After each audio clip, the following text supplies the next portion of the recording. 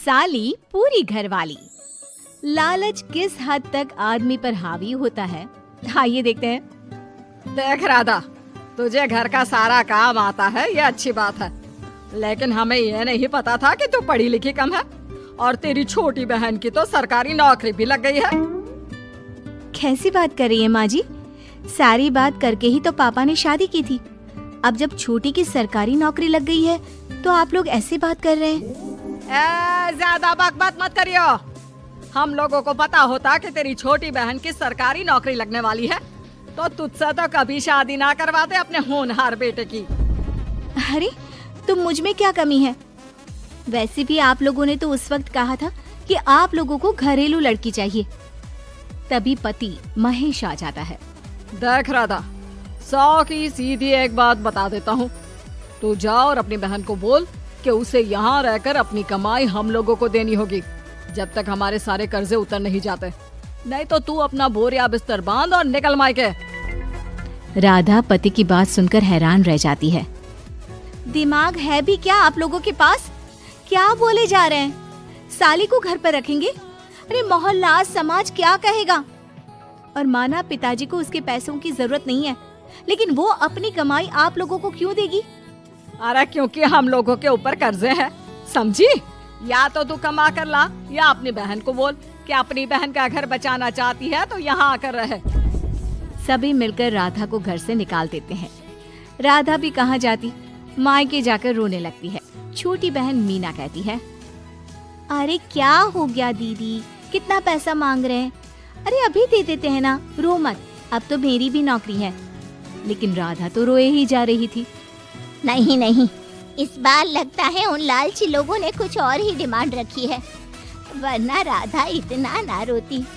क्यों बेटी, क्या हुआ है?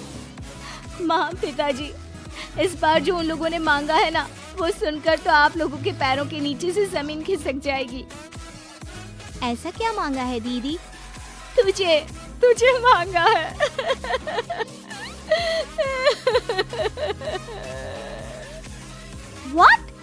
What nonsense? दीदी क्या बोल रही हो? समझ रही हो? हाँ, मेरी सास ये बोलकर भेजी है कि या तो मीना अपनी सारी कमाई उन लोगों को तब तक दे जब तक उन लोगों के कर्जे खत्म नहीं हो जाते, या फिर मैं मायके में जाकर रहूं यहाँ। क्या मजाक बना रखा है? ऐसा होता है क्या कहीं? अरे शादी की है, कोई आलू टमाटर थोड़ी है कि अदला बदली कर लो। छोटी बहन शांत होती है। माँ पिता बड़ी को समझा रहे होते हैं और वो रोए ही जा रही थी। तभी छोटी बोलती है, पापा मैं दीदी के साथ जाऊंगी। क्या पागल है क्या? अरे दुनिया क्या बोलेगी? माँ वो लोग सिर्फ मेरे पैसे चाहते हैं ना। अरे वो तो वो लोग यहाँ से भी ले सकते थे छोटी, फिर वहाँ क्यों बुला रहे हैं तुझे? माँ वो कह रहे थे कि हमें पता होता कि छोटी की सरकारी नौकरी लग जाएगी तो उसी से करवा देते उनके होनहार बेटे की शादी। हाँ, और मैं जैसे उस लपड़गंजू से शादी कर लेती। लपड़गंजू? अगर वो लपड़गंजू है तो मेरी शादी क्यों करवा दी? मैं नहीं जाने वाली वापस। अरे क्योंकि तू बेवकूफ है, तुझे जवाब देना नहीं आता। चल मेरे साथ। उन लोगों को लगता है ना साली पूरी घरवाली, तो अब देखिए साली का जलवा। और शादीशुदा बेटी को पिता भी कितना घर बिठाते। उसके ससुराल जाते हैं दोनों बेटियों के साथ। आइए आइए, ले आए अपने कमाओ बेटी, ये अच्छा किया। समझदार आदमी की पहचान यही तो होती है। मुझसे बात करिए ना, मैं रहने आ रही हूँ इस घर में, तो मेरी कुछ शर्तें रहेंगी। अरे वाह जी वाह, बहन के ससुराल में भी शर्तें? अरे और क्या, आप लोगों को मेरे पैसे चाहिए, दीदी घर का काम करेगी, इतना सब मिल रहा है। वैसे आप तो जानती हैं, बाजार में बिना शर्तों के तो एक पॉलिसी भी नहीं मिलती है।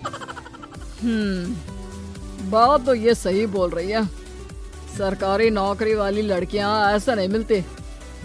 हाँ हाँ ठीक है, अच्छा बोलो छोटी बहू, क्या शर्तें है तुम्हारी? मैं कोई काम नहीं करूंगी। कैसी बात कर रही हो छोटी बहू, तुम नौकरी करोगी? अरे लाखों कमाओगी कि घर का काम करोगी? घर के कामों के लिए है ना ये बड़ी। दूसरी शर्त, मुझसे कोई बदतमीजी से या ऊंची आवाज में बात नहीं करेगा। अरे कैसी बात कर रही हो तुम तो ख्वाबों की रानी हो। शट अप जीजा जी। साली से मजाक करना अलग बात है, लेकिन याद रहे साली बहन होती है बीवी की, और बीवी की बहन यानी आपकी बहन। माँ ये क्या बोल रही है? बहन। अरे ना बेटा, मैं हूँ ना, बात करती हूँ ना, रो मत बच्चा, रो मत। खैर, पिता दोनों बेटियों को छोड़कर चले जाते हैं। अगली सुबह, अरे सरला, जल्दी से मेरा और तुम्हारी बहन का खाना पैक कर दो, हम लोग ऑफिस के लिए निकल रहे हैं। लेकिन सरला तो सोफे पर बैठकर टीवी देख रही होती है। देखो जी, मेरी बहन पैसे कमा रही है तो मैं क्यों काम करूं? याद है ना मम्मी जी क्या बोलती थी कि मेरा बेटा पैसा कमा रहा है, तब सारा काम मैं करती थी।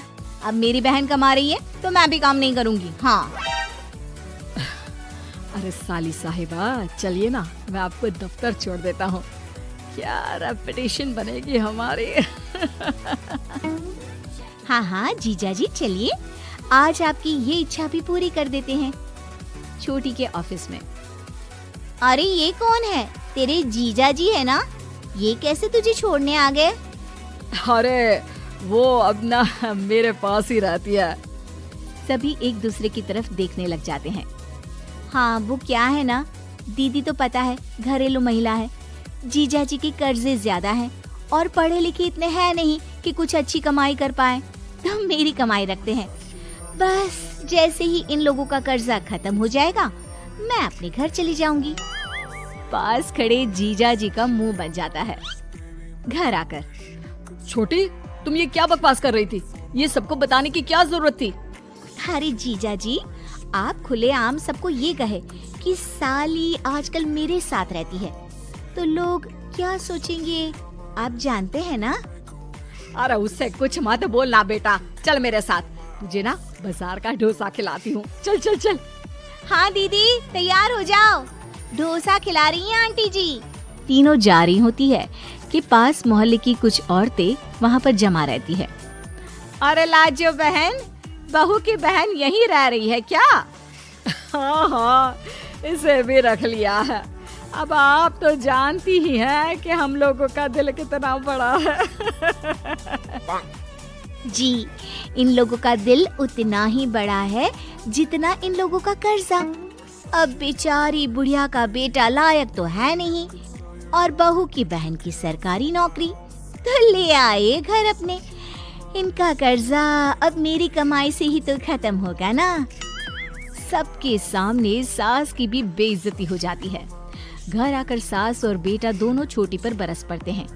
बस, मैंने कहा था मुझ पर कोई नहीं चिल्लाएगा, मैं जा रही हूँ अब। अरे लेकिन, अरे जाने देना माँ, मुझे एक बात समझ में आ गई है, अगर हमें खुद पर विश्वास हो तो अपनी समस्याओं को हम खुद सुलझा सकते हैं, फिर हमें किसी की जरूरत नहीं है।